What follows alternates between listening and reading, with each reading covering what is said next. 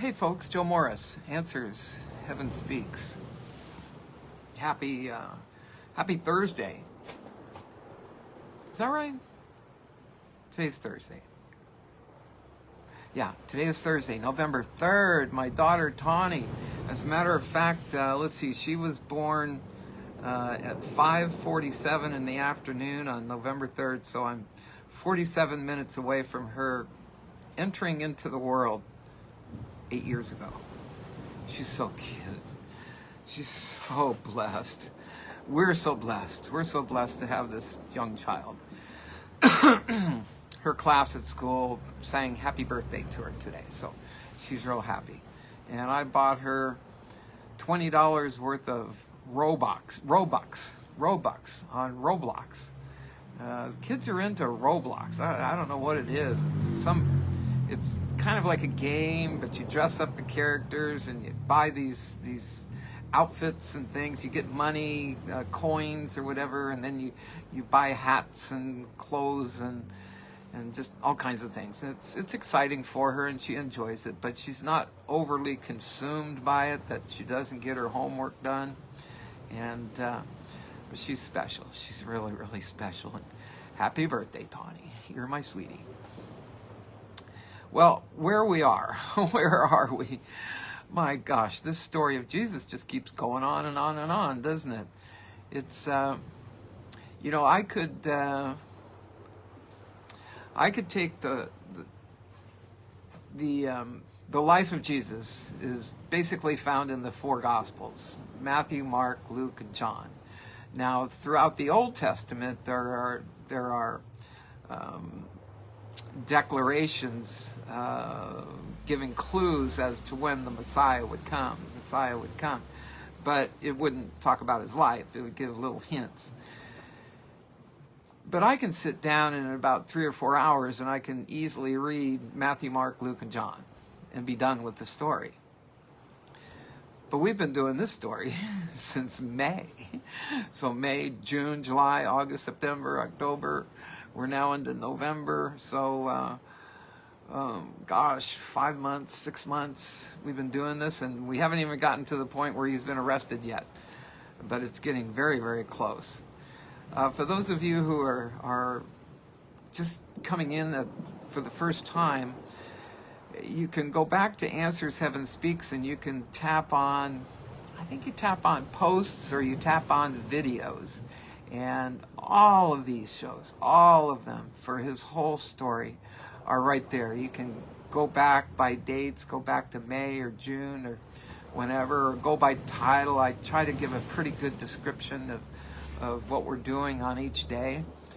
And it's a fabulous story. It's just an unbelievably fabulous story. We get such a good backstory by using the Urantia book.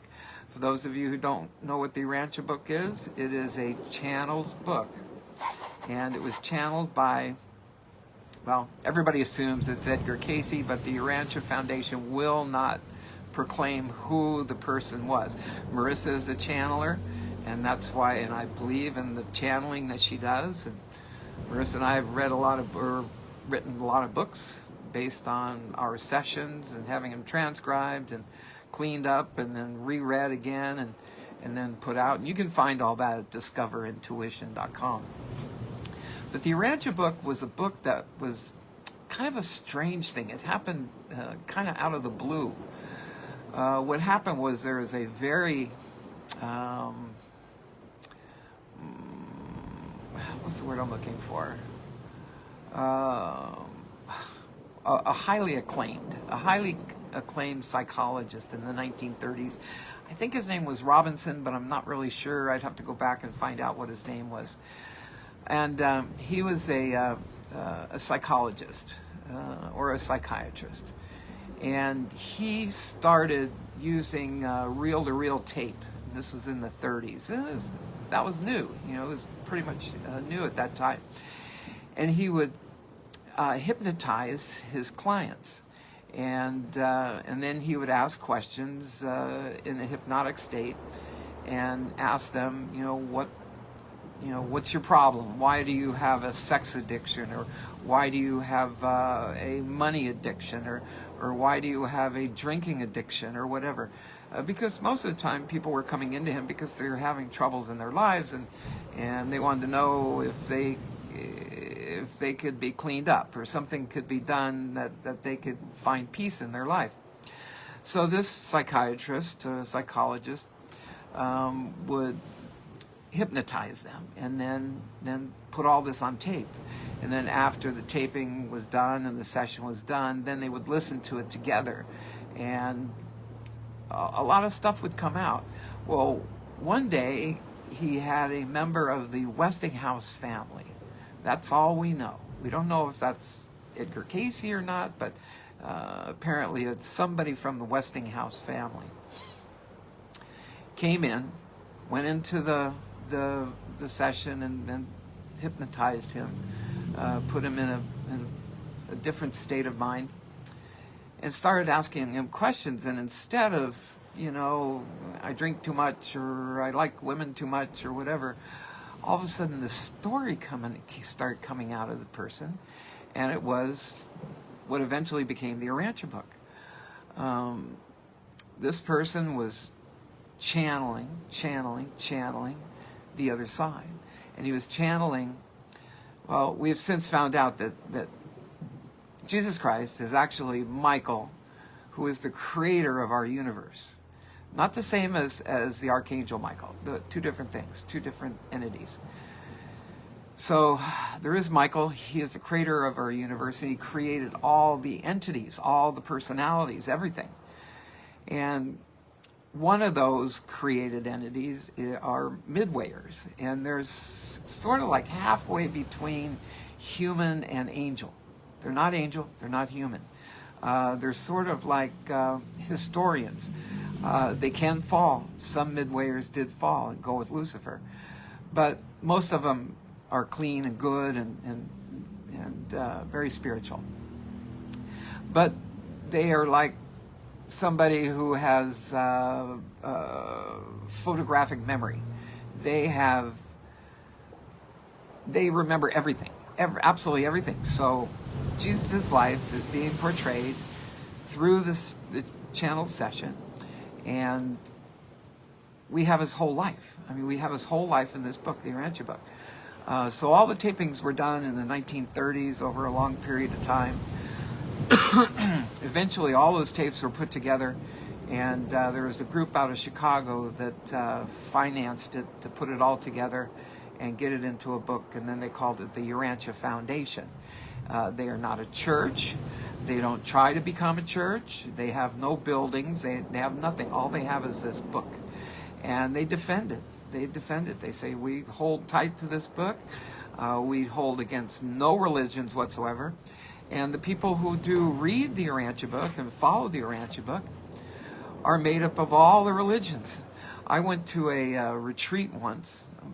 I think it was in maybe 1999, something like that.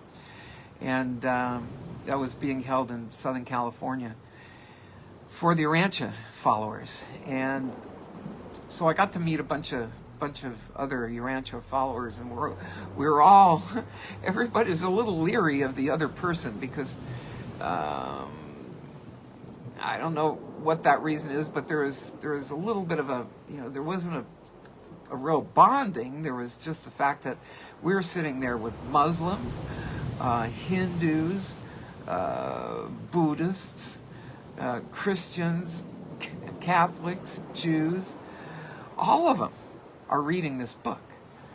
It doesn't mean that they stop going to their churches. They still all go to their churches, but they like finding out this extra part, more to the story. It's just more to the story.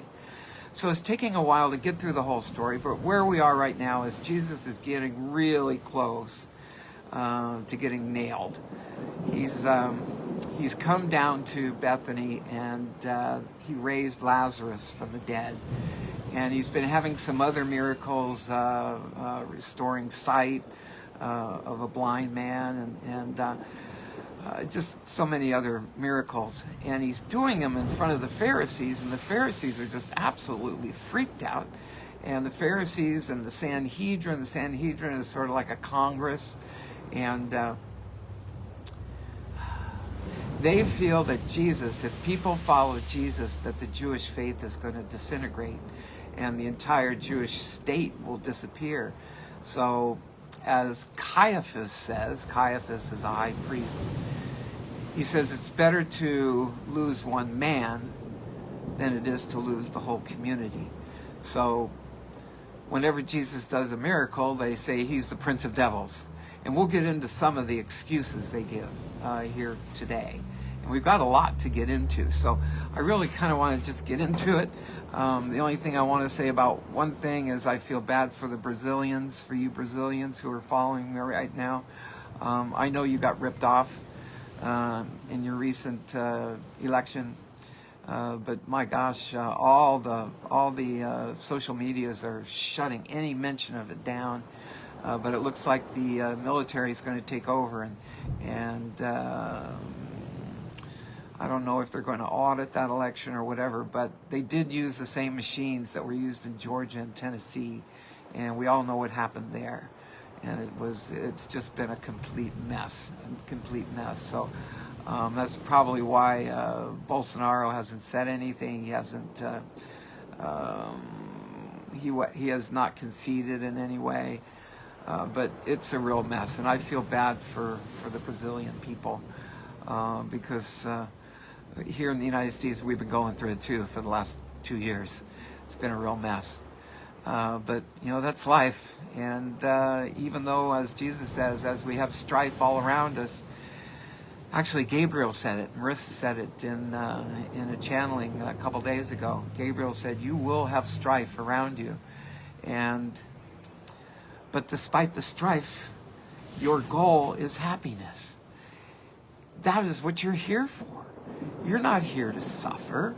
Suffering is part of our plans. Everybody, every earthly person, suffers one way or another, but that isn't the purpose of being here. The purpose of being here is to find happiness and to meld the mind with the Spirit of God that's within you." So let's continue on with the story.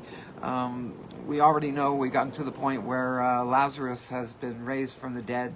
It was very odd that he was raised on the 4th day and not the 3rd day.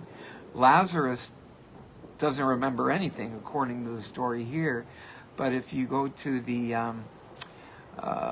Eastern Greek Orthodox Church, they believe that Lazarus never smiled again because he spent 4 days in hell, and that totally freaked him out, and so he was always wary of dark spirits coming back into his life after he was resurrected from the dead.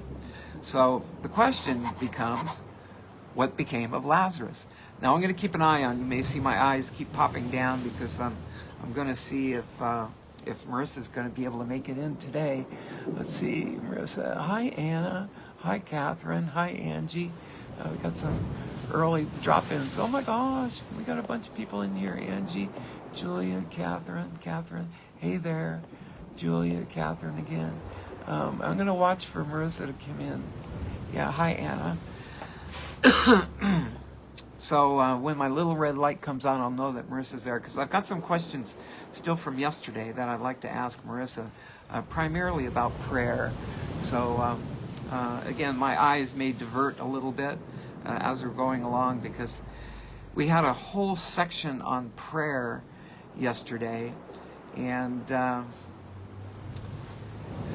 it doesn't quite comport with what we understood, what Marisa and I have understood in our own channelings.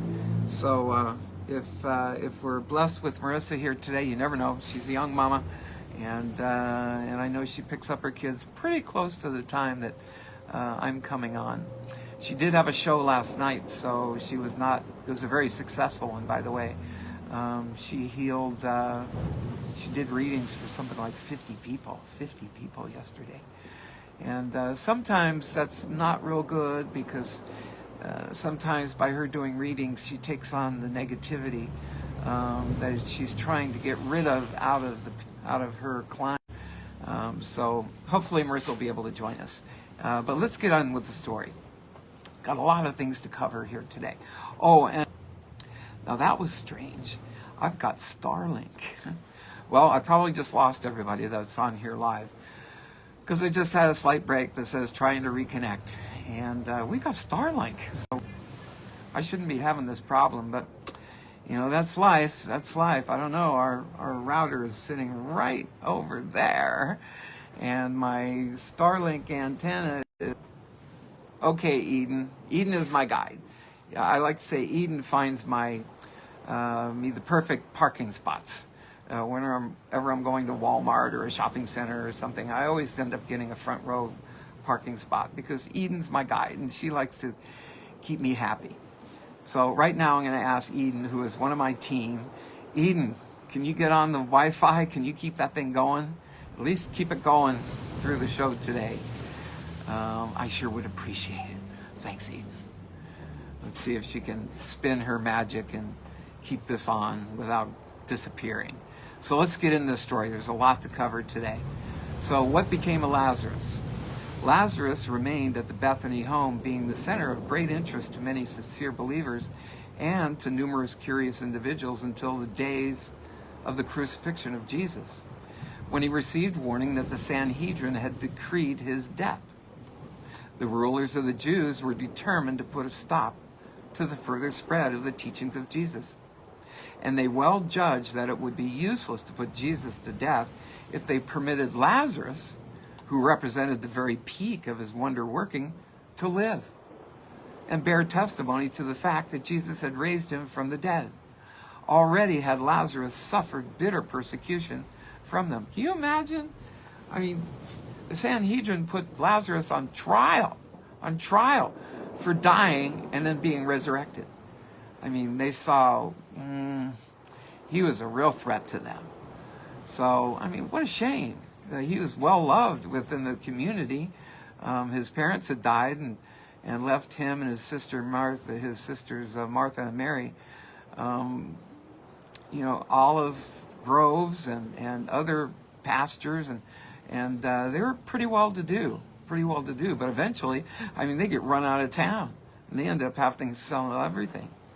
So Lazarus took hasty leave of his sisters at Bethany, fleeing down through Jericho and across the Jordan, never permitting himself to rest long until he had reached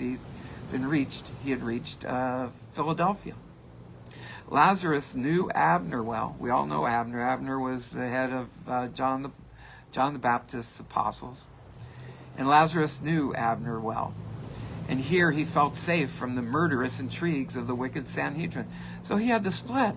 And he had to leave. He already died once. And he's resurrected. Now the Sanhedrin want to kill him again so that the story will die. So soon after this, Martha and Mary disposed of their lands at Bethany and joined their brother in Perea. Meantime, Perea is sort of like a county. It's a portion of Palestine. And that's where Philip is the head, and Philip is the brother of Herod. And Philip likes Jesus, so he's not going to allow Jesus. Jesus is safe when he's in Perea, and that's where his camp at Pella is in Perea. And Jesus is heading back to Pella now. It's about a 2 or 3 day walk. Figuring about 40 to 60 miles away from Bethany. So meantime, Lazarus had become the treasurer of the church at Philadelphia. He became a strong supporter of Abner in his controversy with Paul. I think we went over that a little bit. Paul became the head of the church in Jerusalem. Abner became the head of the church in Philadelphia. And Abner followed the teachings of Jesus.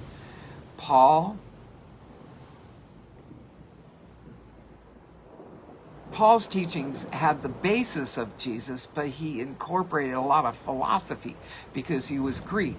And so he was well-read, well-educated in the philosophers of his time.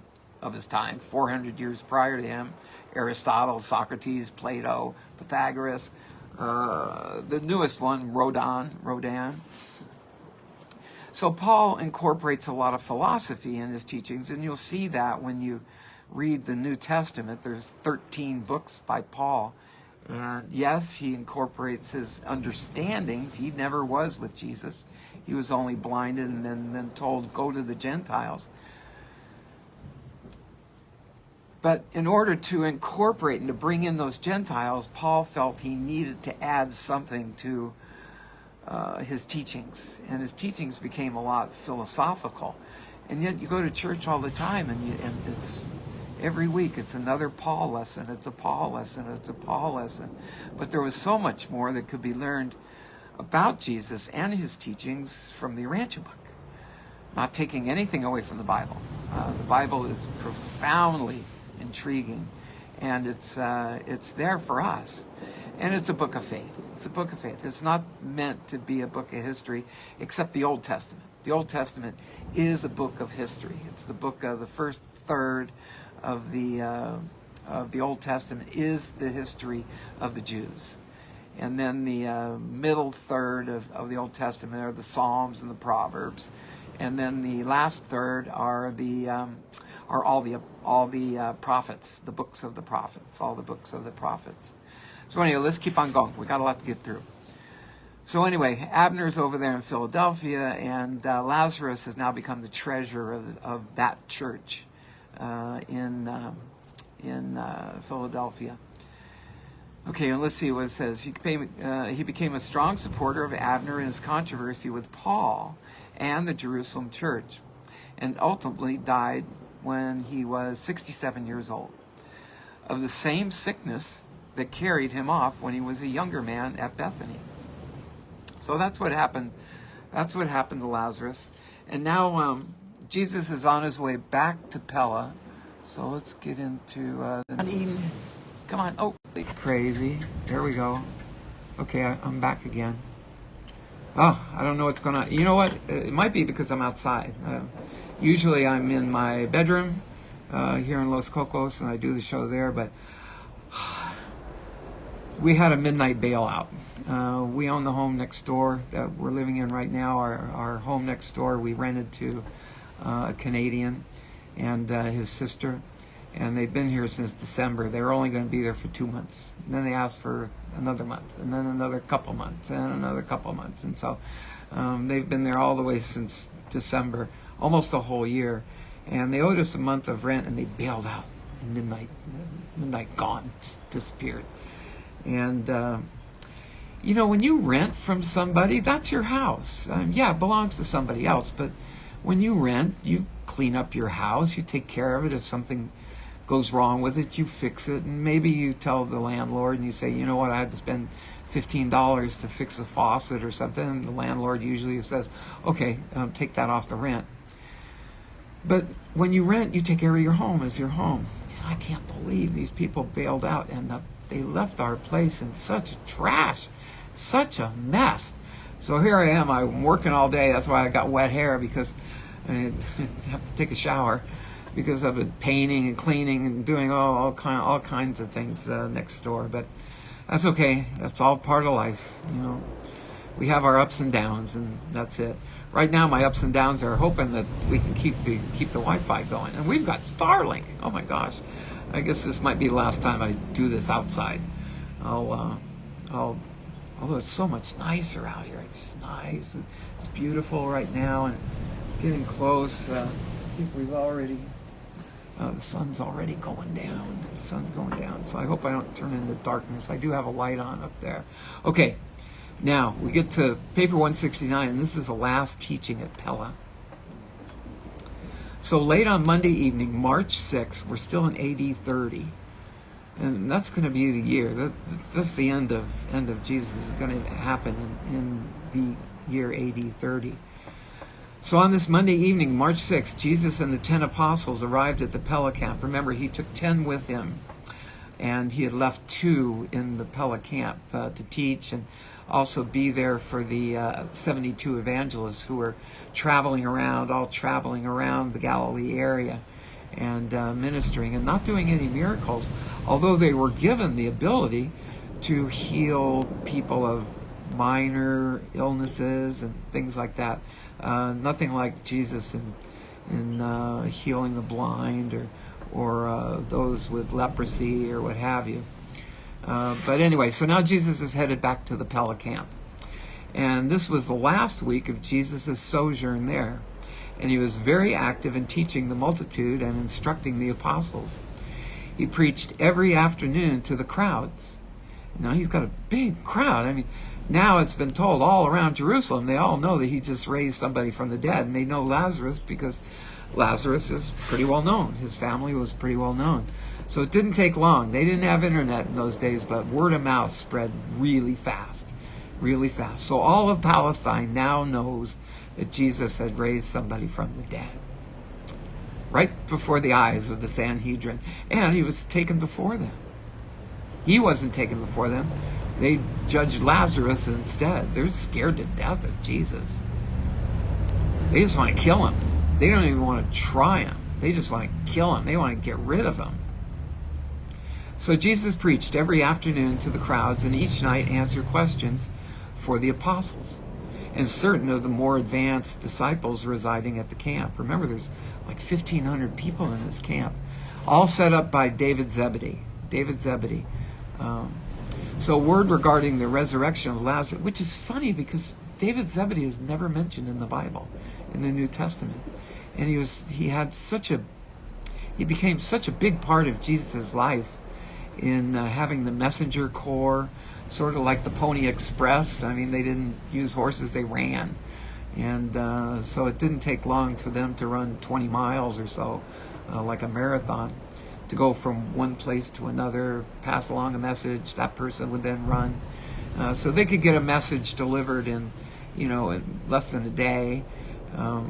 So Jesus was always aware of what's going on, and that's because of David's messenger corps.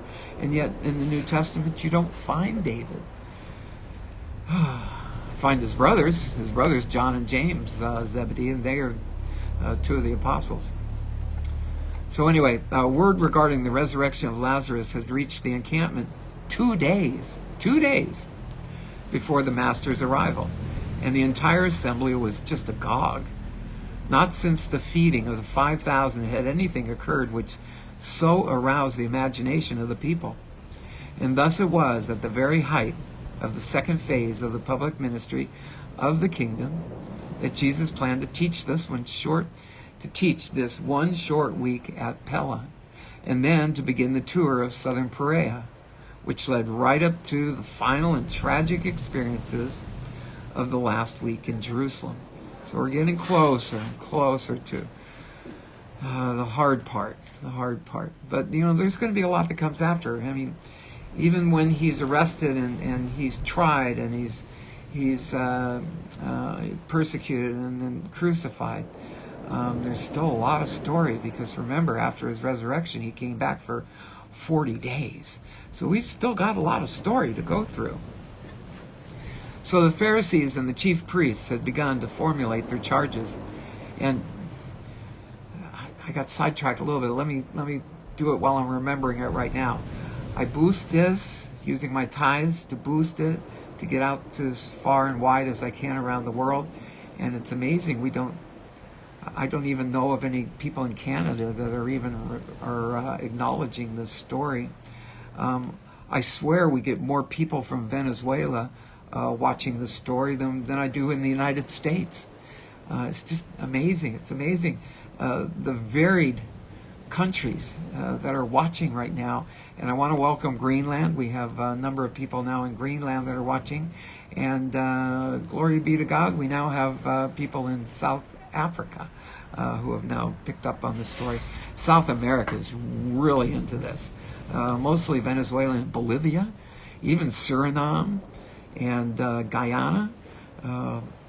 Amazing. El Salvador in Central America. Belize. We got people in Belize. So thank you, all you people, for coming in. And Argentina and Peru and Chile. It's amazing. It's just amazing. I don't know, but there must be an awful lot of English-speaking people that can understand me. They might even be expats like me, Americans living down in South America.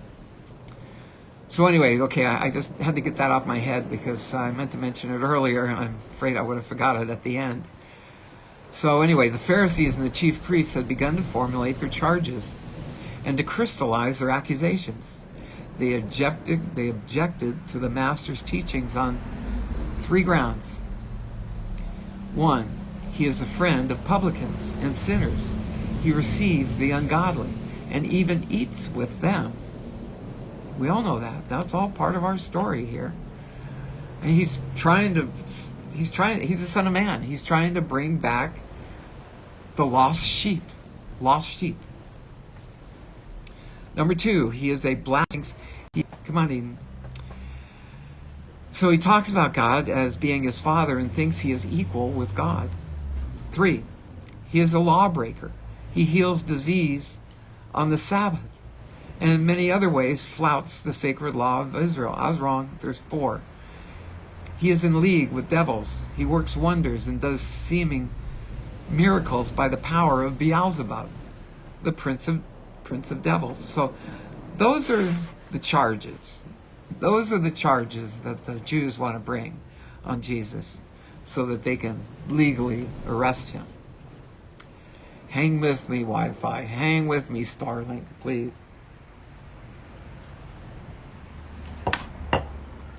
Oh, we've got this best soda.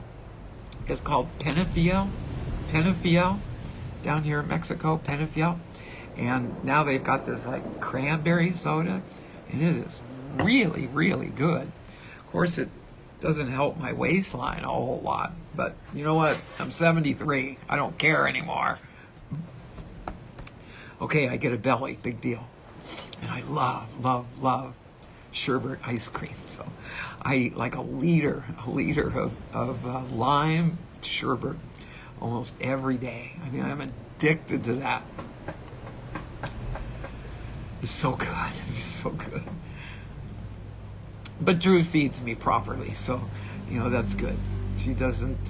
We don't eat a lot of fattening foods. We eat pretty sensibly down here. We got some parables we got to get into. The parable of the lost son. On Thursday afternoon, Jesus talked to the multitude about the grace of salvation. In the course of this sermon, he retold the story of the lost sheep, and the story of the lost sheep and the lost coin, and then added his favorite parable of the prodigal son. Here's what Jesus said. Hang with me, folks. I'm really sorry about the little tiny breaks. I know it comes up as a break to you, but for those of you who watch this later, you don't even realize it. It just keeps going. There's a little blip there, and maybe I've reread a sentence again, but have some faith. Hopefully we'll get through this hour okay. Gosh, we're doing really well on time. So, and I'm keeping an eye on, oh my gosh, I think Marisa is coming on already. Is that Marisa? I think so. Let me check. Let me see if she can come on. Yay! Let me approve you, Marisa. Come on in. You're welcome to come in anytime. So it looks like she's being added in. Yay! Yay! Again, bridging the gap between Christianity and spirituality. I am Mr. Christianity, and my daughter Marisa is Miss Spirituality. Hello. So here we go. Am I on? Well, let me keep going because she's in the process of coming on right now. Can you guys hear me? That's good. That's good. So Jesus says, you have been admonished by the prophets from Samuel to John that you should seek for God. Search for truth. Always have they said, seek the Lord while he may be found. And all such teaching should be taken to heart. But I have come to show you that while you're seeking to find God, God is likewise seeking to find you. Let's see, I think I've only got I may only be getting, Marisa, you there? Oh, hi, Julia, thank you. Uh-oh, she dropped off. Uh-oh. Well, I'm going to keep an eye on. I'm going to keep an eye and see if Marisa comes back in here again. Sorry about my glasses reflect my screen, so I need to take them off, but I need them to see. Everything's just blur right there. So while you're seeking to find God, God is likewise seeking to find you. Many times have I told you, this is Jesus speaking, Many times have I told you the story of the good shepherd, who left the 90 and the 9 sheep in the fold while he went forth searching for the one that was lost, and how, when he had found the straying sheep, he laid it over his shoulder and tenderly carried it back to the fold. And when the lost sheep had been restored to the fold, you remember that the good shepherd called in his friends and bade them rejoice with him over the finding of the sheep.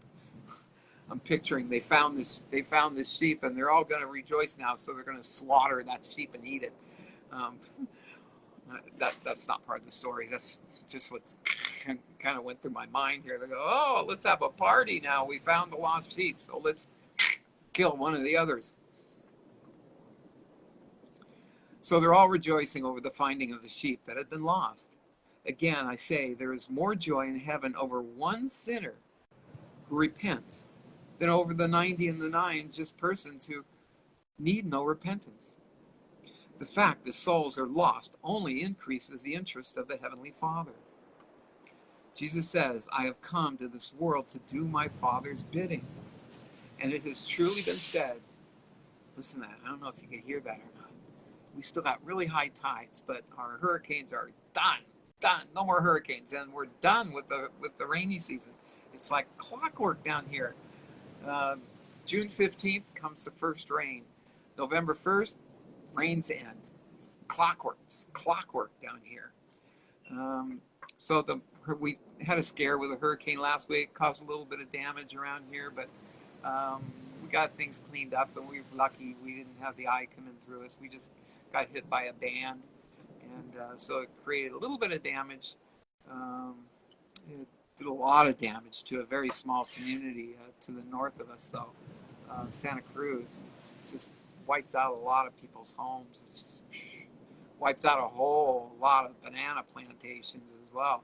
We lost our bananas, but I wish I could show you right now. I don't want to turn this thing around, but I've got two. Well, we've got one left. We've got these bananas. Hang on a second.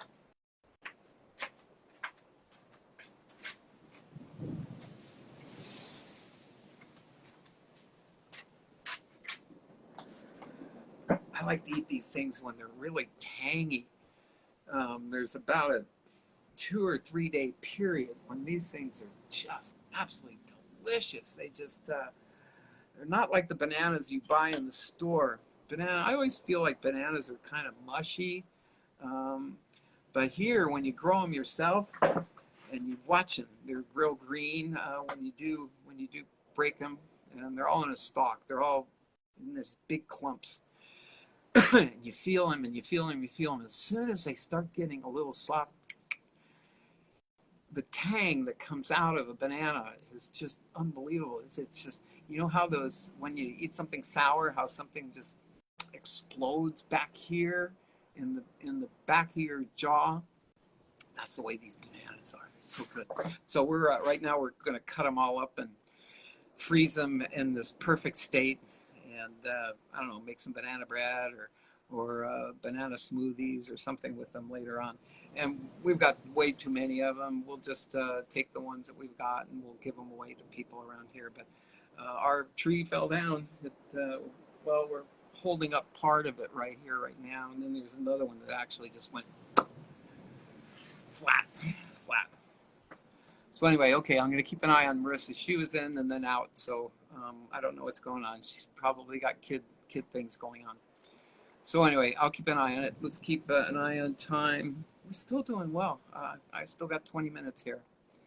So, and I really appreciate all of you with patience to hang in here for this. But the story's just great. It's just a good story. It's giving you a backstory. It's telling you, it gives you a feeling like you're there. That you're there, you're part of Jesus's life, and getting to see what he was doing and how he was speaking with his disciples and his followers and his pilgrims and his apostles, and just the interaction. The interaction is just great. It's like a novel. This is like a novel. But again, bridging the gap. We're bridging the gap between Christianity and spirituality. Because I love the channeling that Marisa does, because Marisa gets to channel Jesus. And I think it's really cool. And I always ask them, I ask my whole team, whenever I start up this show each day, I ask that my team come in, and sometimes I feel like, well, I'm wasting your time, but if you could spend an hour with me, that'd be really cool. And and if you could get me to channel, I turn my entire mind, and I turn my mouth and my mind over to my team, so that if they can take over, they can take over. And sometimes when I get done, I go, oh my gosh, I said that. So anyway, Jesus says, I have come to this world to do my Father's bidding, and it has truly been said of the Son of Man that he is a friend of publicans and sinners. You have been taught that divine acceptance comes after your repentance, and as a result of all your works of sacrifice and penitence, but I assure you that the Father accepts you even before you have repented, and sends the Son and his associates to find you and bring you with rejoicing back to the fold, the kingdom of sonship and spiritual progress. In a way, that's what this story is all about, and I really appreciate those that are following it, because in God's way, he's got me becoming a mouthpiece for him, so that he's seeking you out. He's seeking you out. And there's so many of you out there that are spiritualists, like Marisa, and have a real bad, maybe some bad experiences, church experiences when you're younger, maybe having it forced down your throat. Maybe you're the kids of preachers or something, and boy, preachers' kids are definitely, they go from the light to the dark real fast, just in revolt. But then in time, then they have this guilt. They have this guilt that they feel like, oh my gosh, I'm lost. I'm lost now. And they'll turn to, in the United States, I like to call it New Age. But in all reality, what it is, it's spirituality. Spirituality. Christians have given the moniker New Age as a slight. It's a slight. And you'll go into the churches, and the churches say, oh, don't follow that. Don't listen to that. That's bad. That's slippery slope stuff.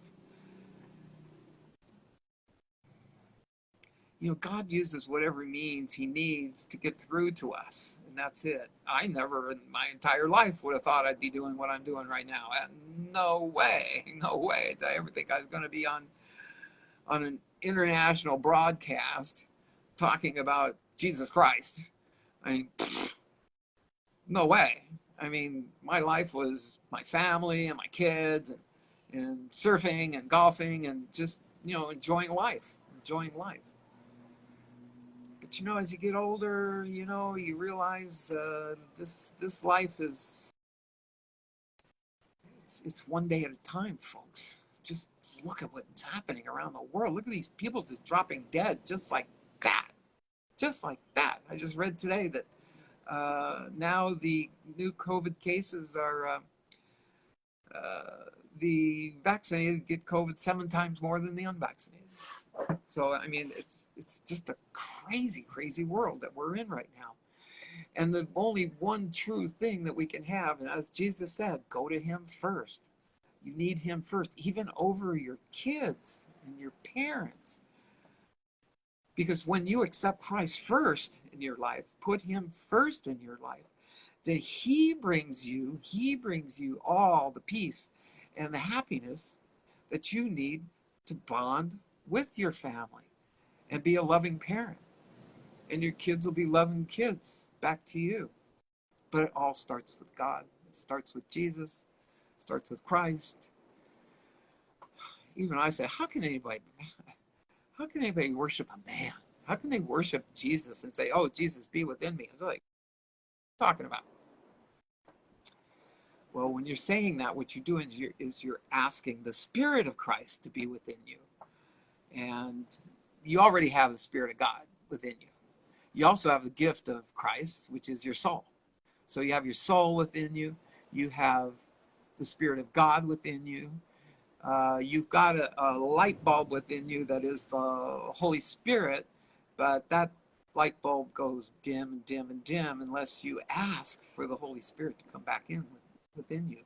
So when you ask for the will of the Father to be done in your life, ask for the will of the Spirit, the Holy Spirit, to also be a part of your life, because that will light you up. And when you light up, you become a beacon of light to others. And you become a sower. You become a sower of seeds just by your deeds, just by your demeanor.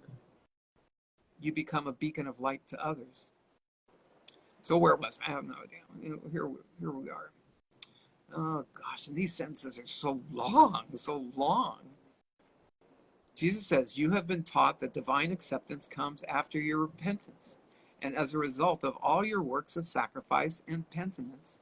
But I assure you that the Father accepts you even before you have repented and sends the Son and his associates to find you and bring you with rejoicing back to the fold, just like the lost sheep. The kingdom of sonship and spiritual progress. That was all one sentence. You are all like sheep, which have gone astray, and I have come to seek and to save those who are lost. And you should also remember the story of the woman who, having had 10 pieces of silver, this is another parable, having had 10 pieces of silver made into a necklace of adornment, lost one piece, which is a coin. And how she lit the lamp and diligently swept the house and kept up the search until she found the lost piece of silver. And as soon as she found the coin that was lost, she called together her friends and neighbors, saying, rejoice with me, for I have found the piece that was lost. So again, this is Jesus. So again, I say, there is always joy in the presence of the angels of heaven over one sinner who repents and returns to the Father's fold.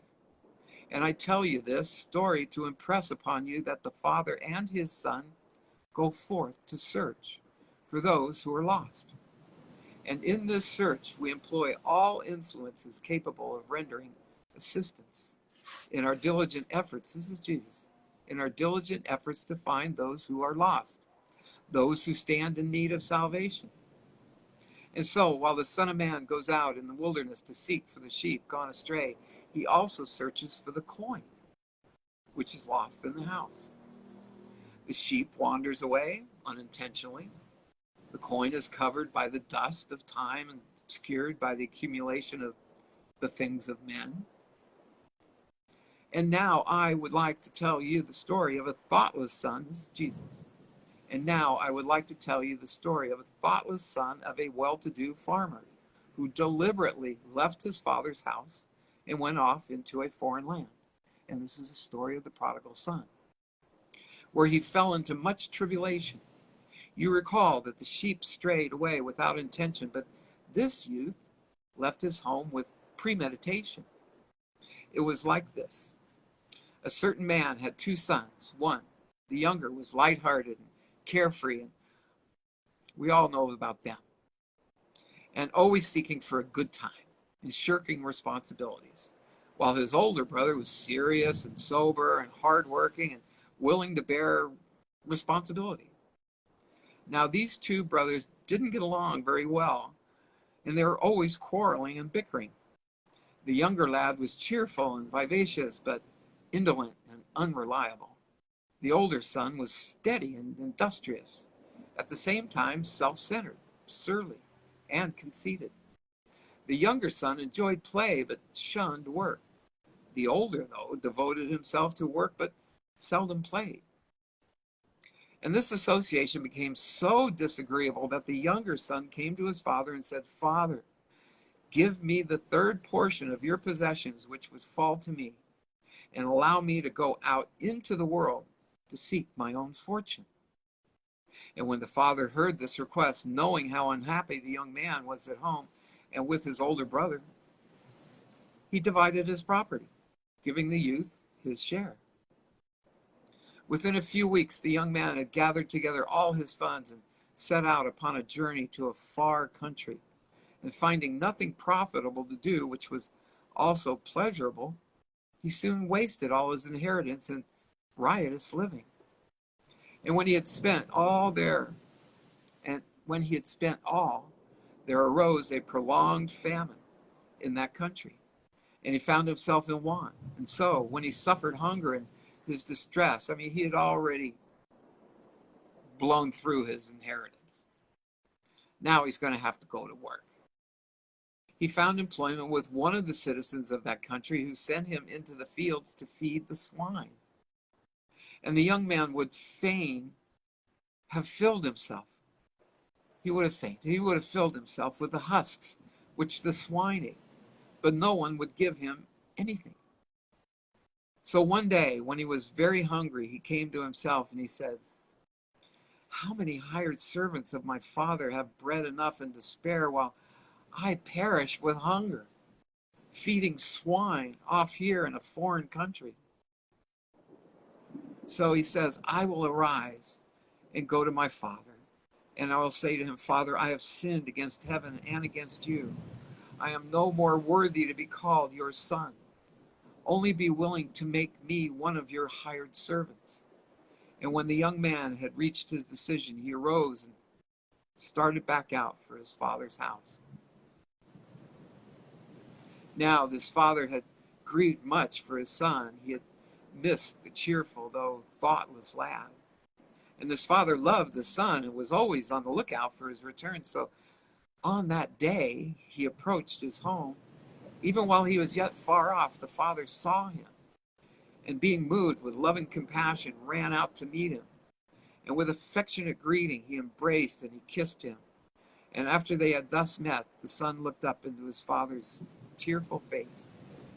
And the son said, "Father, I have sinned against heaven and in your sight. I am no more worthy to be called a son."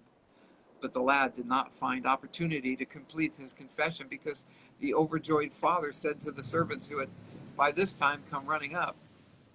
And the father said, "Bring quickly his best robe, the one I have saved, and put it on him, and put the son's ring on his hand, and fetch sandals for his feet." And then, after the happy father had led the footsore, Jesus. And then, after the happy father had led the footsore and weary lad into the house, he called to his servants, "Bring on the fatted calf, and kill it, and let us eat, and make merry, for this my son was dead, and is alive again. He was lost, and he is found." And they all gathered about the father to rejoice with him over the restoration of his son. But about this time, keep in mind, we're all prodigal sons and daughters. We all are. About this time, while they were celebrating, the elder son came in from his day's work in the field. And as he drew near the house, he heard the music and the dancing. And when he came up to the back door, he called out one of the servants and inquired as to the meaning of all this festivity. And then said the servant, "Your long-lost brother has come home, and your father has killed the fatted calf to rejoice over his son's safe return. Come in, that you also may greet your brother and receive him back into your father's house." We got our geckos back again. They go, quack, quack, quack, quack, quack, quack, quack, like they laugh. Geckos, got a lot of geckos down here. And my cat used to chase them down. And every once in a while, but they eat up all the little tiny bugs. They walk up and down the walls, run up and down the walls. They're sort of like lizards. They're green, but I'm watching them right now, because they go up and they sit on the wall and they wait for a moth or something to land, and they just go. They got a tongue about this long. They can be this big, but their tongue could be about this long, and their tongue just goes, snatches them. So I like the geckos. They go after all the little stuff that bothers us. So anyway, they're back again. I even asked Drew, I go, "Where have the geckos been?" Well, they're back again. So anyway, okay, so now the older brother has come back, and he's going, "Oh God, look at this. He got his inheritance, he blew it. Now he gets the fatted calf." So Jesus goes on, he says, "But when the older brother heard this, he was so hurt and angry, he would not go into the house. When his father heard of his resentment of the welcoming of his younger brother, he went out to entreat him. But the older son would not yield to his father's persuasion. He answered his father, saying, 'Here, these many years have I served you, never transgressing the least of your commands. And yet you never gave me even a kid that I may make merry with my friends. I have remained here to care for you and all these years, and you never made rejoicing over my faithful service. But when this your son returns, having squandered your substance with harlots, you make haste to kill the fatted calf and make merry over him. Now, since his father truly loved both of his sons, he tried to reason with this older brother, the older son, saying, But, my son, you have all the while been with me, and all this which I have is yours. You could have had a kid at any time. You had made friends to share your merriment. But it is only proper that you should now join with me in being glad and merry because of your brother's return. Think of it, my son. Your brother was lost, and now he is found. He has returned alive to us. So this was one of the most touching and effective of all the parables which Jesus ever presented to impress upon his hearers the Father's willingness to receive all who seek entrance into the kingdom of heaven. He knows we're all prodigal sons. We all sin. We all fall out. We all fall away. But God rejoices when we come back. It's when we come back and then turn around and go back and do it again. That's like throwing up a middle finger to God. That's called iniquity. That is not something you want to do. You do not want to do it. If you're going to come back into the fold, stay in the fold. Doesn't mean you have to give up your study means. Many of you like yoga, many of you like Hinduism, many of you like Buddhism because of the natures of these religions, and it's fine. You might even be Muslim. You might be Catholic. Or you may be one of thousands of the sects of Christianity. You can believe in spirituality. You can truly believe that you have a team, an entire team with you all the time. Eden's doing her very best to keep the Wi-Fi going for me, so I'm very grateful for that. So Jesus was very partial to telling these three stories at the same time. He presented the story of the lost sheep to show that when men unintentionally stray away from the path of life, the Father is mindful of such lost ones, and he goes out with the sons, the true shepherds of the flock, to seek the lost sheep. He then would recite the story of the coin lost in the house to illustrate how thorough is the divine searching for all who are confused, confounded, or otherwise spiritually blinded by the material cares and accumulations of life. We all have them. If we're so blessed, there's a lot of people out there that don't have any material possessions. And then he would launch forth into the telling of this parable of the lost son, the reception of the returning prodigal, to show how complete is the, in italics, restoration of the lost son into his father's house and heart. Many, many times during his years of teaching, Jesus told and retold this story of the prodigal son. This parable and the story of the Good Samaritan were his favorite means of teaching the love of the Father and the neighborliness of man. Okay, we're coming up to the parable of the shrewd steward, and we cannot go any farther. I have now hit my hour. I am now done. I think something must have happened to Marisa. Where are my glasses? Because I think I lost her. She tried popping in. Let's see if she... Oh, Diane. Yeah, I love the wee geckos in the house. Yeah. Are they anywhere else other than in Mexico? I don't know. So hi, Diane. And Anna Maria, Dale, thank you for coming in also. Pamela. Oh, okay. Marissa says, I am not a spiritualist. I am spiritual. Okay. Oh, you are here. Okay, let's bring you on. Okay, sorry about that, Marissa. Let's see if we can get Marisa in here. I sure hope I've got plenty of time left on my phone. Good enough. So let's see. Oh no, did I lose you? Let me try to do that again. Approve. And she's adding. Okay, I think she's gonna come in. I hear you. Oh, you know what? Oh, you know what? I may not have heard you because I don't have headphones on. Are you there, Marisa? Yeah, I'm in the store right now. I'm trying to decide, do I walk out of the store, but I'm not going to be allowed. Oh my gosh! You know what? I can't really hear you. Why don't you, Marisa? Why don't you talk for a while? Okay. I've got to run in the house and go get my headphones so I can hear you. Maybe that's what the problem was before.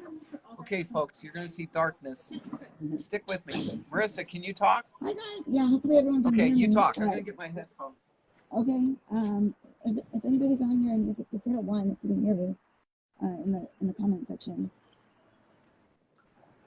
so I don't go on rambling for no reason. Yeah. There's a few people, but it's probably not near your keyboard. Yeah, if anyone can hear me, just hit one in the comment thing. Let me know.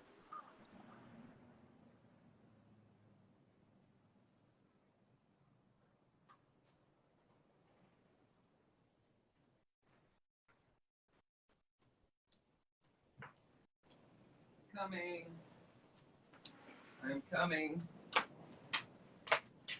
That's right. I forgot that I can't hear you unless I've got headphones on. So let me plug these in. Come on, plug it. There.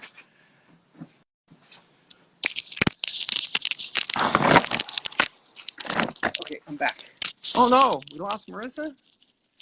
Oh no, no, no, no. What's happening here? Marisa, you here? Oh no, I lost Marisa. Let me see if I can get her back. Let me see if I can get her back on. Oh no. Add Marisa. Send invite. Adding. Let's see if we can get her back on. I wonder what's going on. There you are. I can hear you now. Oh gosh. Can you hear me now? I'm not sure. I had my headphones. Oh, there you are. Headphones on.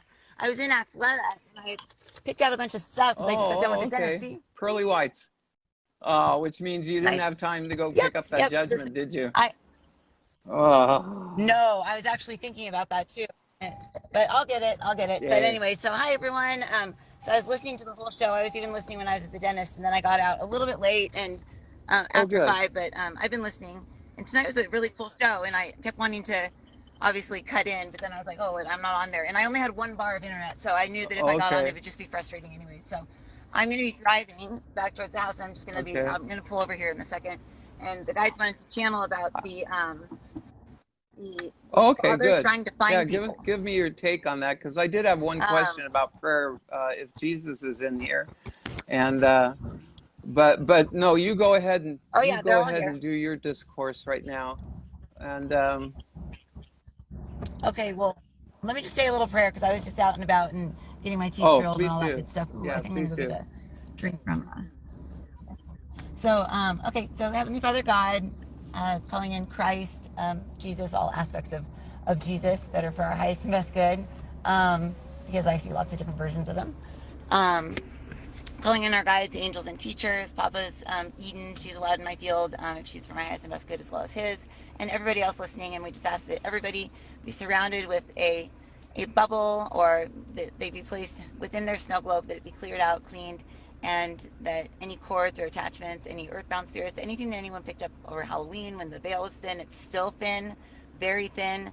With this thin veil, we just ask that anything that anybody's picked up or has attached to them that's created annoyance or disturbance or interruption within their mind, looping thoughts, not being able to sleep, things like this, just being agitated. We just ask that those things be released now, and that they, God, understand that we don't know that the veil's thin. We don't know. We just understand that we feel moody or emotional, and we don't ever think that it's because of something spiritual. So we just ask that we be cleansed and cleared of that and any annoyances that we have within us. There's some people watching that have really annoying energies on them. So I'm releasing those. And if you're okay with this prayer, releasing any energies from you, just say I accept the healing, and then your higher self will allow it in, only if it's for your highest and best good, and it's all through Christ, through the Holy Spirit, through God. And I just ask that it be your words, not mine, God, and that my ego and logic be set aside so the greater part of me, which is my higher self, can speak. Amen. So my higher self is here now. Sorry, that's the prayer I usually do before I get on here, but I was out and about. So anyway, let me see if I can prop this camera up Good. so I'm I don't glad have you to did hold it. that. I'm having a heck of a time trying to find where Oh he yeah. did his whole discourse on prayer. So anything you got to say? Basically, I'm gonna have to wing it on this because I can't seem to find it. Um, what they're saying Well, basically while is I say that something, you want to. he was kind of saying that prayers are not accepted because unless they're from the Spirit, and the Oh, that makes yeah, sense. but That's what I was just what talking about about. people who aren't in the Spirit, but are trying to come to God? Well, maybe they are in the Well, we get Spirit in. unintentionally or something. And then they say, remember how we used to Yeah. say when Well, we here. first started doing these, how prayers used to go into little boxes, and then they're held for a period of time Yeah. until there was the necessity of a response to it, and that sometimes we never hear the answers to prayer. And I used my example of I heard a prayer, I gave prayer immediately, and when I had a bad back, and I heard it like a bullhorn came to me and told me to sleep on my right side, Yeah. and Well, because they were telling you that for like 6 months, and then finally well, you heard yeah, it because you asked and you allowed yourself to oh, hear, is what they just said. So it's the same. Like, they're all on you. All those like sleep on your side, sleep on your side, sleep on your side. They're all there, and then you finally went like and you opened up, and your mind went shut up, and then you heard sleep on your yeah, side, stupid, or whatever, because it all built up over that time. So yeah, they're saying that look at a positive prayer. They're saying a positive prayer carries a negative charge, but they're saying, like, let's just say it's a positive uh-huh, charge, like a little plus sign. So a little plus sign for every prayer that's said about a person, and every negative thought that's thought about a person when we're in expanded state, like when we're in our spirit. If we're thinking negative thoughts, we're actually sending like voodoo, like dark magic, like things like that. So we're sending negativity to people on the layer of their spirit. And so they're saying that when somebody goes and asks God for help after all these years of just having a closed up snow globe, there's nothing's allowed in. God's trying to pour God's wisdom and light and frequency and all that down into our heads and down through our bodies. And we're like, nope, nope, nope, nope, nope. Nope, nope, nope, nope, nope, nope. I'm not worthy. I'm not worthy. Nope, nope, I'm not worthy. I'm bad. I'm bad. I'm bad. Don't. It's like we're like the prodigal son, where it's like, no, but I've been bad and I sinned. And before you even had a chance to talk, the dad was like, here you go, and here's your slippers, and here's your this, and here's your that. When we're like that, but we don't. God doesn't go, here's this and here's that. Well, he does, but we don't see it. So we continue going, I'm bad, I'm bad, I'm bad, I'm bad. So we don't accept the prayers. But when we finally get so desperate, we open up. It's like, whew, and that's how miracles happen. Like your back or, your shoulder. You should you should I have didn't shoulder need it. surgery. I So ended it's up, like, he healed me. I know. Yep, exactly. And his bones, my dad's bones are still all like, messed up on the x-rays, but what he's done is his consciousness that he is like a little ball of energy with a little GoPro video camera on it. That's what I say, that's our I am my I am. It's like our individualized piece of God. His individualized piece of God that's traveling through time. Right now it's in the soul plane, living a soul experience as Joe or Joe's higher self, and his higher self is projecting down into Joe Morris and trying to get him to do certain things and whatever with his thoughts. And his human's like la la la, and sometimes he does it and sometimes he doesn't. But if he says, your will not mine, my dad's higher self takes over and he gets to drive my dad's body. So if that's the case, then the higher self will say, I'm going to take the consciousness with the little camera on it. I'm going to go put it in your Christ body instead of down in your emotional body and your ego body, your fear body, your personality body. Because that person body, the man beast or the woman beast that eats, mates, sleeps, kills, that us is very perishable, and that's living in the flesh. Living in the spirit is the same thing as living in the human being. It's living in the flesh, but it's living in the flesh that is ignited by the light of God. So there's the piece of us that is not ignited, that is fearful, that's afraid, that's hiding from God, that's hiding, it's hiding in the shadows. It's like, oh, I'm so scared. And that's the us that's like, nope, you better not go get that job, or you better not go out with that lady, because she will break up with you and you will be hurting bad. And then not only will she hurt you, she'll cheat on you, and then she'll take all your money too. So just forget about it. And then so you don't ask her out, and that was supposed to be your soulmate, and you were supposed to have 3 kids with them, and you were supposed to have this whole life, and you didn't because of fear, because your emotional body, your personality body that was hurt when you were a child, that was hurt when you had your first girlfriend, or your first crush that didn't like you back, or this, I'm talking generally, not just you, Papa, or not you, Papa, but generally.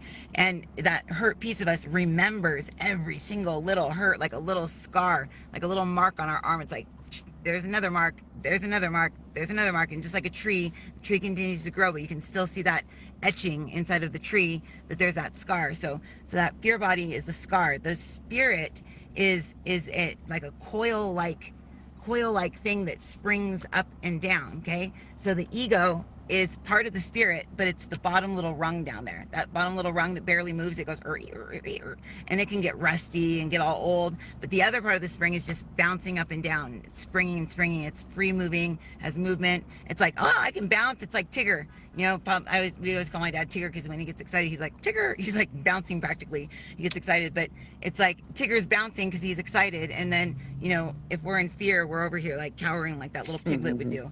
But what they're saying is the spirit and the ego are the exact same thing. So you can live in spirit and be in fear, just like you can live in Christ and be the Antichrist. So you can be in your Christ body, and you can then go into fear, and now you're emitting Antichrist energy. People are like, oh, they're a great Christian, this and that, but you're talking about hell, brimstone, fire. You're talking about how they're bad, and they need to repent, and they need to do this and that, and you're making people even more afraid than they were to begin with, and now they're afraid of God, not just their own behaviors and what they're doing with their life. So the thing about the prayer in spirit, not in our mortal man self, is when we are man, we are not even in the shadow self, or there's a spirit, and then there's the ego. Okay, so the ego is the fearful spirit, and it's going to do anything to convince you that there's no God. It's God, because it is God.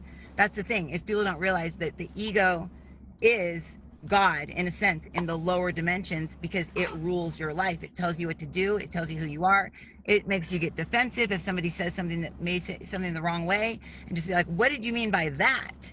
The ego projects and it reflects. It sees only itself in other people. So it's calling everybody out on all the stuff that it is. And that's the ego. And that's why it's so beautiful when people can recognize and acknowledge the ego inside of them by simply just saying, what are the things that bug me about people right now? 3 things that bug me, 3 things that I appreciate about people. You get those 3 things that bug you, the 3 things that you really admire about other people, and you've got your ego's personality. That is your ego, and that's your spirit. So the things you appreciate, the things you want, those are things that your spirit contains in it, and you can be that if you take your little GoPro video camera and you take it from down in the ego and you put it up in your spirit. Now, if you're praying from spirit, you're connected to God, just like if you're connected to the ego, but you're praying God's will. If you're praying from the ego, you're praying out of fear. Please, God, don't let me lose my job. I'll do anything if I don't lose my job. And so, some being down there goes, huh? Did he just say anything? Ooh, I know what I'm going to do. And so some Godhead or fallen angel or something unsavory will come over and be like, here you go. I'm going to help you keep your job. You get to keep your job, but I get your soul. Your soul's mine. And it's like you're giving your soul away to the devil, basically, by praying from the ego out of fear, like begging, pleading.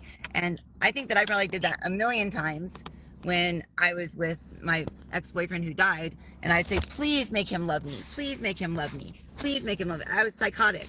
But please make him love me. And I'd say, I don't care, God or whoever, I don't care who you are, make him love me.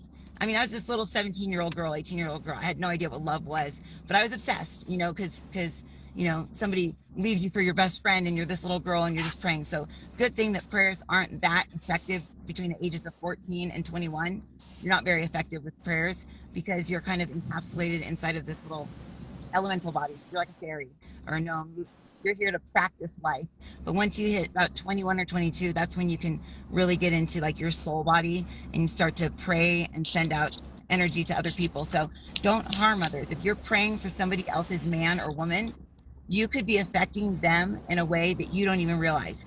You could be praying that you are with that man over there, man A, because he's with woman A, and you want man A so bad, and you liked him at work, and you know you even called dibs on him, and you said, oh, I want to go out with him, but he never really liked you back, or he went out once, now he's with woman A, so they're married. You're praying for him every single day from your ego, and you're sending out like negative energies that he be with you. It's not necessarily going to make him be with you, but it's going to cause an interruption in his brain where his brain's going, I'm supposed to be with somebody else. I'm supposed to be with somebody else. He may cheat on his wife because you're praying that he be with you, because you're making him not be faithful in his marriage by sending constant thoughts, like a woodpecker just on his head, just hitting it over and over and over. It's not making you desirable. It's making an interruption in his pattern, in his life, in his soul. Say they're supposed to have kids. Say their kid is supposed to be the next president of the United States in the year, 2300 or 2100 or whatever, and he's supposed to save the world from some evil. Well, guess what? He didn't just get born because you're over here obsessing like a little black magic doing witch, trying to get somebody. And that's why God says, don't covet other. Does God say this? Don't covet others' possessions. Don't desire other people's wives or husbands. Don't want what others already have, in the sense that you want what they have. You can want something similar to what they have. So instead of praying, I want that man, you should be praying, God, I'm ready to have a relationship in my life. And from what I can see, that man is what I want. Somebody like him or somebody like him. So if it's for my highest and best good, will you please align me so that I run into or meet the person that will make me happy the way that I believe I'll be happy with that person. Period. Done. Now you're done. Now you've sent out that call to God. God goes, oh, okay, that's the kind of person they want. I'll show them. I'll give them someone just like him, and they'll see that's not the person they want. But then you'll learn a lesson. You'll go, oh God, he was a nightmare. But we have all of these perceptions about what's going to make us happy, and God knows what's going to make us happy because we have it planned prior to coming down here, who we're going to be with, where we're going to go, what we're going to do. It's called a soul plan. And our soul plan, just as we spoke of yesterday or the day before, that it's like a car. You're riding in that car, you're riding in that train, and when you jump off that train, your soul keeps on going. Just keeps on going. There's been people that have passed away from the earth plane because they are not with the person they're supposed to be with. Their soul goes, they're going off here in this direction, they're just going to keep on looping and doing nothing. They're not making any effort to get back on their path. So I'm just going to go ahead and cut off the life force energy to them, because I've got 7 others of me down there somewhere doing different things. They need my energy. They need my life force. So Jesus is saying, what we are basically saying is that prayer is the most effective tool in getting what you want and not getting what you don't want. So when you don't want something, rather than saying, I don't want this, I don't want this, I don't want this, I don't want this, because what we hear is, I want this, I want this, I want this, I want this. We don't hear the don't. We just hear the thought of that thing.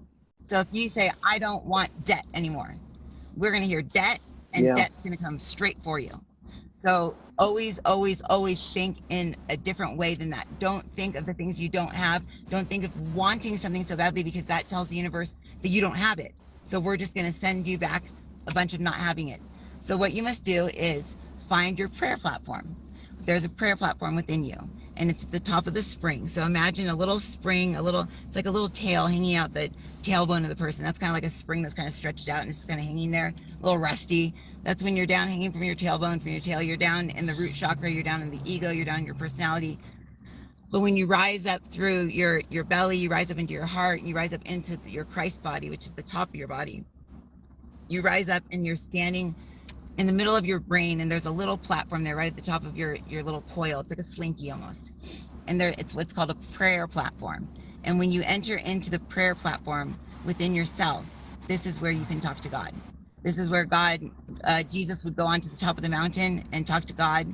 This is where he would go within his body. He would go within his body to talk to different aspects, different versions of God, because no, God is not hanging out in those different parts of our body, but in those different parts of our body, look at it like this. You have a little CB radio. You have a little walkie-talkie, and that walkie-talkie goes to different beings, different places, different spaces. And in order to communicate with them, you have to go to that place within you. So there's these different kingdoms within yourself.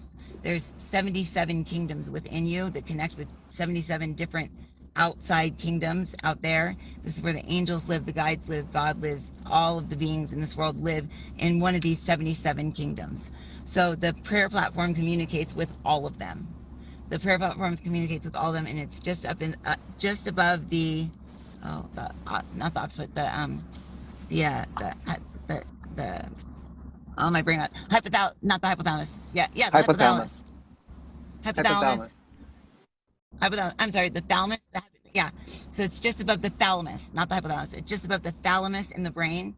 And all you need to do is take your little GoPro video camera up there, and all it takes to put it there is to just think about it. Because whatever you think of, that's where you are. Have you ever been driving and all of a sudden you go, whoa, how did I get there so fast? It's because your little GoPro video camera left the building and went and was on the beach going, this feels so good. This feels nice. You're not in your body, you're in your astral body, and your higher self's going, oh God, I gotta drive. Your higher self is handling the wheel, driving, while your consciousness is out having a cake and flying a kite with Elvis, or doing whatever it wants to do, daydreaming. So that's being ungrounded. But sometimes having the higher self drive us is much better than us driving anyways. So when we want to pray, just go up to the top of the prayer platform. In fact, let's do this now. Let's all, this is Jesus. He says, I will take my hand, place it at the bottom of the tailbone. Imagine going to the bottom of your tailbone. And as I lift up, I will take you up the 12-story building, up through your spine, and I will begin to lift you up so you can feel your little GoPro video camera on your little ball of energy, your Christ consciousness, move from your tailbone all the way up your spine, all the way up, all the way up to where the occiput is, the little dent in the back of your head. What we like for you to do is to imagine popping out there. You just kind of pop out of your head right there. And what you're going to do is you're going to just reverse back down and sit down. So like you're sitting in your head, looking off the back of your head. So like this is forward, you're a little person in there, and you've just turned around and you're just hanging your feet off the back of your head, and you're looking out off of you. And then obviously your eyes are closed, but just visualizing that will take you into the space you need to be in. And now all you have to do is say, God, hear my thoughts, and take that as my prayer. Can I ask a question? Amen. Done. I want to ask Jesus something as I start to eat one of my bananas. There's like 10 things, 10 points in the prayer section, but this one I want to just get into because it leads into the question that I want to ask Jesus. It says, when a prayer is apparently unanswered, the delay often betokens a better answer, although one which is for some good reason greatly delayed. When Jesus said that Lazarus' sickness was really not to the death, he had already been dead 11 hours. No sincere prayer is denied an answer except when the superior viewpoint of the spiritual world has devised a better answer, an answer which meets the petition of the spirit of a man as contrasted with the prayer of the mere mind of a man. So he's saying there's reasons for your prayer not to be answered or it's being delayed, because it needs to come back in a spiritual matter, not just to answer a material request. But the thing that was said in here about Lazarus had died, and Jesus raised Lazarus from the dead.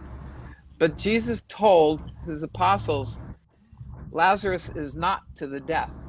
And he waited 2 extra days, and he ended up showing up on the fourth day. So I had a question of Jesus. Why did he wait until the 4th day? And if he knew for sure that he was dead, why was he saying that he wasn't dead? Because there was one other time when Jesus told, a little nervous about confronting Jesus on this, on a little white lie.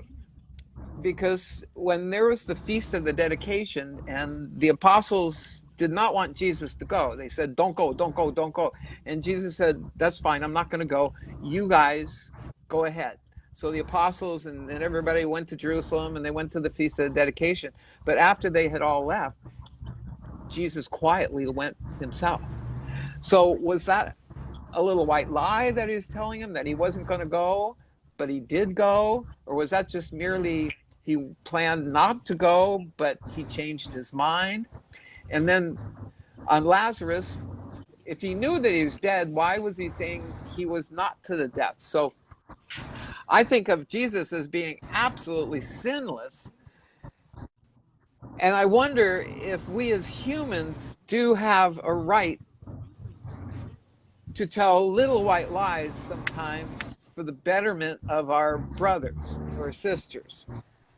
So, He says that they said not to go to the party, yeah. not to go to the festivities, and he did not show up for the festivities, but he went there. It's like almost like it's almost like one of those like not catch 22, like it's like he slipped in between the lines. He told them to go, that he wasn't going to go. And then according to the story here, after everybody left, he quietly packed up and left by himself, and he went to Jerusalem.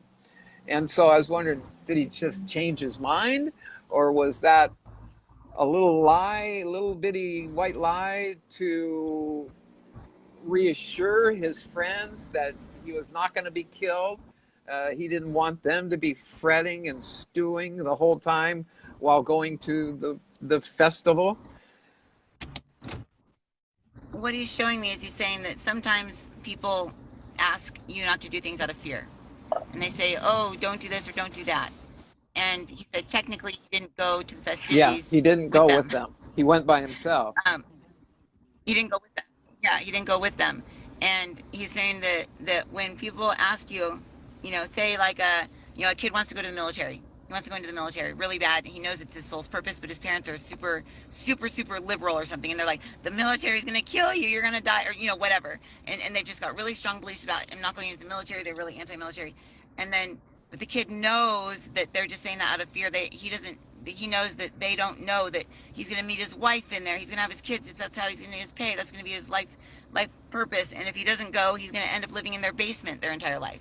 Because the soul knows, our soul, our Christ body knows what we need to do and knows where we need to go. And sometimes if somebody's saying, don't do it, don't do it, don't do it, it's because they're afraid. But that fear is not for you, it's for themselves. They don't want to lose you. So they're going, don't do it. Let me put you in a little box and let's keep you safe. So he's saying that that's kind of what, I don't know what your festivities you're talking about or whatever, but this is what he's saying. He's saying that they were out of fear asking him not to do something. And he says, this is just like the prayers. When you're praying out of fear, you're going to get the wrong result because you're praying out of fear rather than trusting the Spirit and going, okay, God, listen to my mind and just take that as my prayer. Because then you're not actually asking for anything or actually demanding anything. You're just asking God to know your desires, know your wants, and to do accordingly with them. And Jesus is saying that did they end up having a good time together? Yeah, I think he did meet up with them again, and then he went right out into Solomon's porch and right out into the middle of the temple and started ministering. And he, at that time, because he knew what he was going to do, he confronted the Pharisees and told them they were all the children of the devil, right to their face. Oh, that was the thing you were right to their face. So he probably knew he was going to be doing that, and he didn't want to freak them out. So wait, Jesus, were you possessed by a devil? Was Jesus possessed? Is that why he went and he lied and then he went? No, he says, I was not possessed by anything evil. Indeed. He says, I stood on my own and I did what the Father told me. If the Father changes the Father's mind, the Father will change his mind. For what you must understand is human life is free will. You beings have free will. Your soul does not. Your soul is trapped. Your soul is on a path and it has to live the life that it was planned, that your consciousness planned for it prior to going in there. You, on the other hand, have free will. So the Father, your soul, has to make little tweaks and changes here and there for when the human beings fall off their train or they fall off the path and bringing you back. And this is what we are going to speak of about the Father looking for you. For you may be looking for the Father, but the Father is looking for you because the Father's job is to keep you on track, keep you on your soul's path. And the Father is your soul. It's your soul. It's a body of water that is you, that is the Father. And the Father lives through that soul that you are. Father wants nothing of you giving away your soul to the dark side, because your soul being given to the dark side now fuels them to live a more fruitful life, because now they have energy, they have the means to continue to live and survive. They can't if they don't have their soul. So in wrapping this up, the no, lies are not good. White lies, if you want to call them white lies, in that you say something and then a mind is changed, or your gut just says you just have to go, then that would just require an apology. I apologize. That's good. That I said I wasn't going to go. My mind said, "Oh, I don't want to go," but my spirit said you must go. So because we're multidimensional beings, sometimes we have pieces of us that go, should I say, should I go, should I say, should I go, should I say, should I go? We should not be held ransom to the things that we say to others when they were asking us out of fear.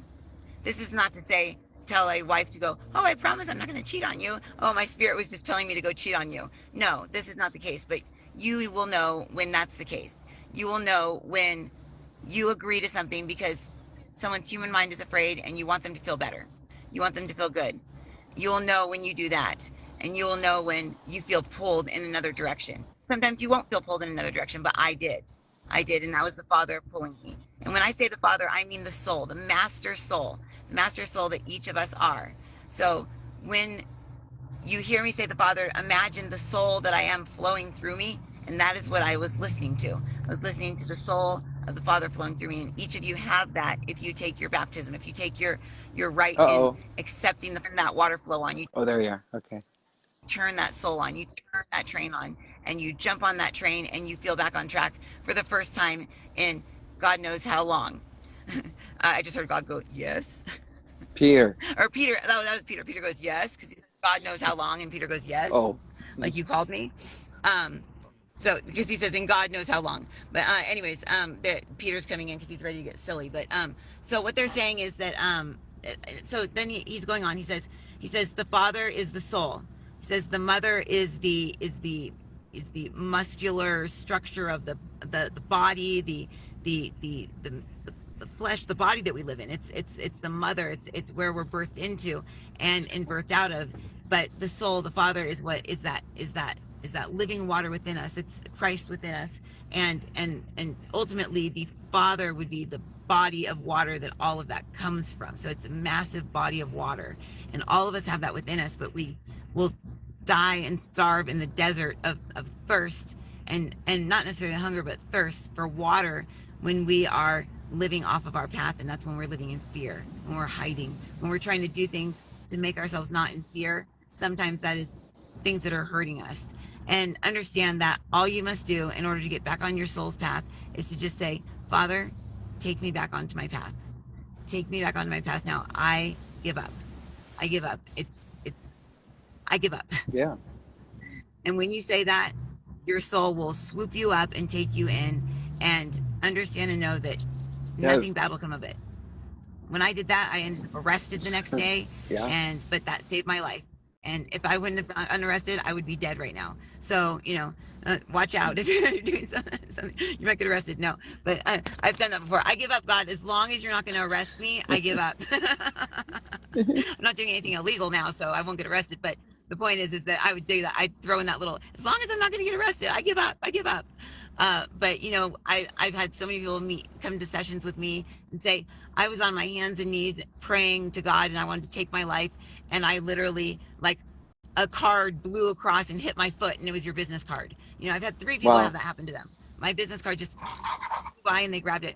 And so God's going to bring people to you that are going to help you. It's not going to be like God reaching his hand down and going, here, my dear child, let me lift you up and take you over to the place you need to be at, even though you're out of gas right now because you didn't get gas. It's going to be a tow truck driver that's off duty, goes, oh, look at somebody's over there, and pulls over and gives you a tank of gas, and you're on your way. So allow others to be the mouthpiece for God, just as my dad is the mouthpiece for Christ and Jesus, God, just as I'm the mouthpiece for God knows whoever it is that I'm channeling at that time.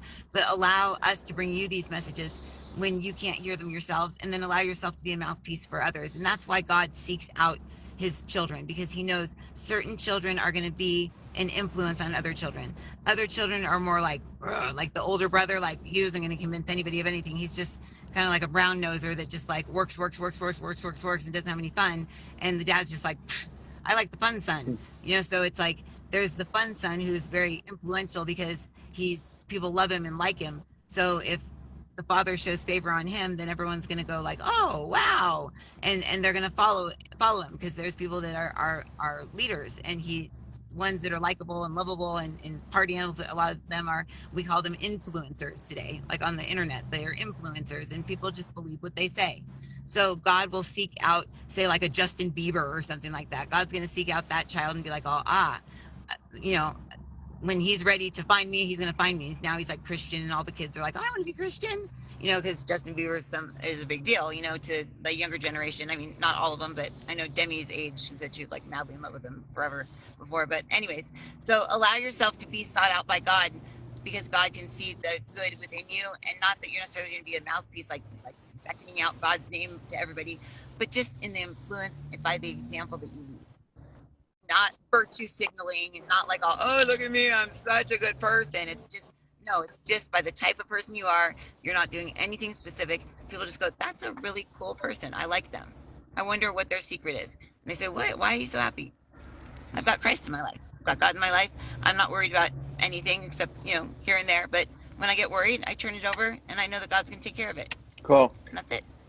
And that's all you have to say. And then people will go, maybe I'll watch that show that they do, or maybe I'll read that book, or maybe I'll do this. And same for all of you watching this right now. So anyway, I will let this channel go home and eat dinner, and then and we bless each other. And remember your prayer platform: God, hear my mind, and take that as my prayer. Cool. Amen. That's it.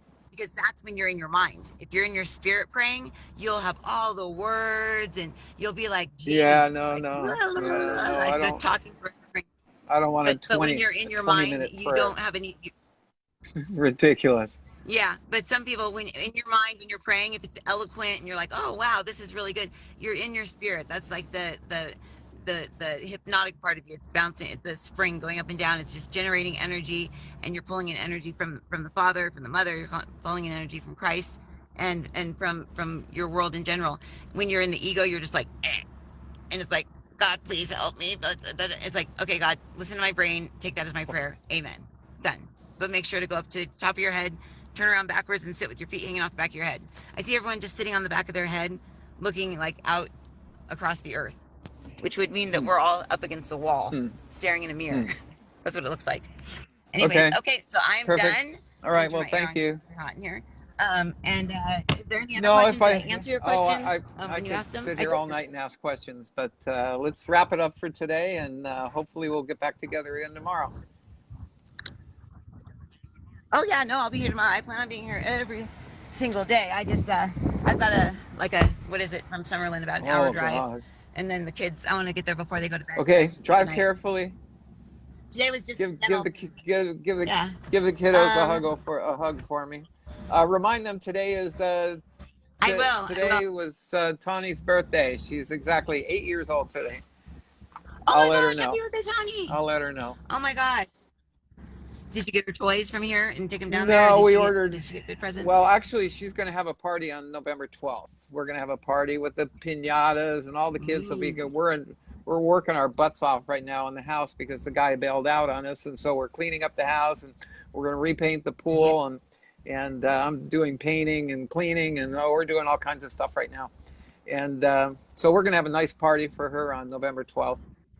It'll be a pool party. Oh, she'll be so excited. We're trying to plan buddies over there in the pool, so she's excited. But tonight we'll just have a little birthday cake, and I gave her $20 of Robux on Roblox. So she's happy about that. And Drew got her a Yoda backpack, so she's happy.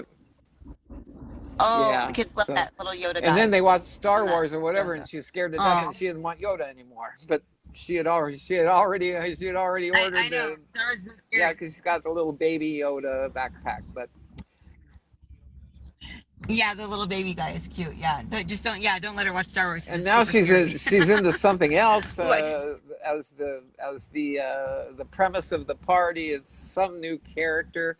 And I said, Tawny, by the 12th, you'll probably have another new character.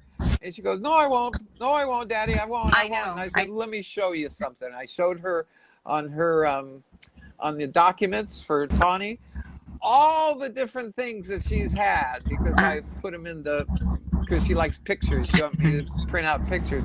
And she's got everything Yeah. from Minnie Mouse all the way up to BT21 and Huggy Wuggy and My Little Pony and all these the bears and the kitties and oh, I got so many things. Oh my God. So anyway, okay, so we're gonna go do her party thing right now. So thank you, Marissa. I appreciate you coming in. That's cool that we have kids the amazing. same age. I know. She's only, well, Madison's close. She'll be 7. She's a year behind her. So, all right. Well, my phone's gonna cut out. I don't want to cut out. So I love you, Papa. Okay. Love you, and Okay. everyone else. Okay. Beat it. Okay. Bye. Say bye. Love you, Papa. Happy birthday, Tom. Yeah. Happy I'll birthday let her to know. you. Whee. Thanks, Marissa. Okay. Bye. Okay, everybody. Thank you so much. Joe Morris, Answers Heaven Speaks. Marissa Morris. She's my clairvoyant channeling daughter. And I always love her input because she channels Jesus. And I think it's fun. I think it's fun to hear Jesus's voice, his words here in the 21st century. So anyway, you all take care. Thanks again to everybody who came in. We did get a few more coming in. Pamela, Dale, Anna. Oh my God, there's so many of you came in. Thank you so much. I really appreciate it. Pull me back. No, anyway, thank you. So many people. I've already mentioned a bunch of you. So thank you much. Enjoy your evening tonight. I think for you guys, isn't Thursday night football on? You might have a good time watching that. And I will be back. We went a little bit long today, but God willing, we'll be back here again tomorrow. We'll continue with the story. Let's just see where it goes. Jesus is in Pella, and he's instructing his people, but he's not going to be there long. He's going to be heading back down into the belly of the beast again, and they're going to arrest him this time. But that's coming up, probably sometime next week. So anyway, take care. Joe Morris, Answers Heaven Speaks. God bless all of you. And hopefully we'll catch each other tomorrow.